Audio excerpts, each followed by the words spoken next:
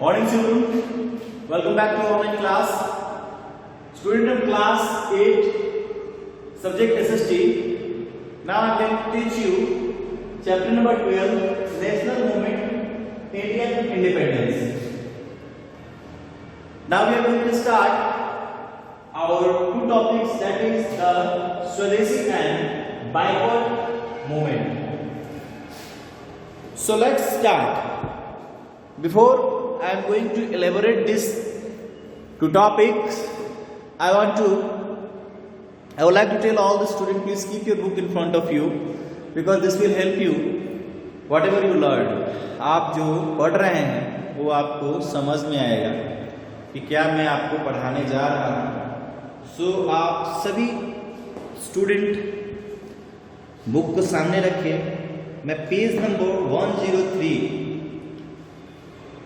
का जो further topic है जिसका नाम है द स्वदेशी and boycott movement which was held in 1905 में जो हुआ था, आज उसी के बारे में हम लोग बातें करेंगे. The partition of Bengal proved widespread aggression among the people. The leaders launch the swadeshi boycott movement. Bengal के विभाजन जो है वह पूर्णतः यह साबित कर दिया, लोगों को भी यह फील होने लगा कि अब राष्ट्रवाद को ब्रिटिश गवर्नमेंट दबाना चाहती है, क्योंकि राष्ट्रवाद का केंद्र बंगाल को ही माना जाता था और जितने सारे प्रोमिनेंट लीडर वगैरह थे वहीं पे थे, वहीं से सारी चीज़ों को रेगुलेट किया जाता था. साथ ही द लीडर्स लॉन्च द स्वदेशी एंड बाइकॉट मूवमेंट. स्वदेशी मूवमेंट जो है वह स्टार्ट बहुत सारे नेताओं के द्वारा किया गया जिन्होंने लीड किया, और leaders such as Bal Gangadhar Tilak, BP Chandra Pal and Aurobindo Ghosh. एक तरह से कहें कि एक्सट्रीमिस्ट पार्टी जो है इसमें आई. एक्सट्रीमिस्ट पार्टी किसकी? INC, Indian national Congress. ठीक है. Now way our favour of carrying out the boycott of a British good and through out the country. वो लोग इस फेवर में थे कि बहिष्कार किया जाए उन सभी फॉरेनर गुड्स का जो कि हमारे भारत में जो है लॉन्च हुए हैं या जो लॉन्च हो चुके हैं या होने वाले हैं. उन सभी विदेशी सामानों का स्वदेशी मूवमेंट, स्वदेशी क्रांति के तहत जो है वह बहिष्कार किया जाता है. And for the foreign goods were organized in many places all over the India. बहुत सारे ऐसे जगहों पर जो है वह जो फॉरेन गुड्स थे उनको एक जगह इकट्ठा करके जला दिया गया, खत्म कर दिया गया. All over the country thousands of people marched on the street.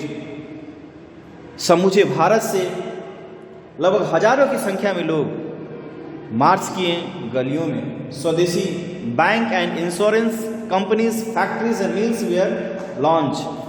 जैसे कि आज हम लोग देखते हैं पतंजलि, वो भी तो स्वदेशी है, तो उसी तरह उस समय भी जो है स्वदेशी बैंक, इंश्योरेंस कंपनी वगैरह लॉन्च किया गया. Patriotic Indians began to use only Indian product. जो देशभक्ति भारतीय थे, जो राष्ट्रवादी थे, उन्होंने यह कहा कि सिर्फ और सिर्फ आप देश में बनी सामानों का ही प्रयोग करें. The British government arrested the prominent leader and try to suppress the movement. British government ने उन सारे नेताओं को जिन्होंने इसमें भाग लिया था उन सभी को अरेस्ट कर लिया और इसे जेल में बंद कर दिया गया. ठीक है. इससे लगभग भारतीय समाज में एक रोष था, क्योंकि स्वदेशी मूवमेंट उस समय फैल चुका था और जगह जगह जो है स्वदेशी मूवमेंट के तहत जो विदेशी सामान था, विदेशी सामान को जलाया जा रहा था. इसमें पार्टिसिपेट करने वाले सिर्फ हमारे नेता ही नहीं थे, बल्कि हमारे देश से सभी वर्ग के लोग, वो चाहे बूढ़े हो, नौजवान हो, बच्चे हों, महिलाएं हों, उन्होंने बढ़ चढ़कर हिस्सा लिया इस स्वदेशी मूवमेंट में और अपना रोष और अपनी बातों को खुले तरीके से ब्रिटिश गवर्नमेंट के सामने रखा। Now the second topic is Surat split, जो कि 1907 ईस्वी में हुई थी। देखिए, differences crop up between the moderate and extremist during the 1907 session of Congress. 1907 में जो अधिवेशन हुआ इंडियन नेशनल कांग्रेस का, उसमें गरम दल और नरम दल के बीच काफी ज्यादा मतभेद हो गया, क्योंकि गरम दल जो है अपना आजादी अपने बलबूते और जल्द ही हासिल करना चाह रही थी, जबकि नरम दल क्रांति के माध्यम से, धरनाओं के माध्यम से शांतिपूर्ण तरीके से अपना आजादी पाना चाहती थी। लेकिन ऐसा संभव बिल्कुल भी नहीं था कि शांतिपूर्ण ढंग से अपनी आजादी को पाया जा सके। This was largely over the objective of Indian National Congress and the method of agitation used that led to split between the moderate and extremist and later left the INC।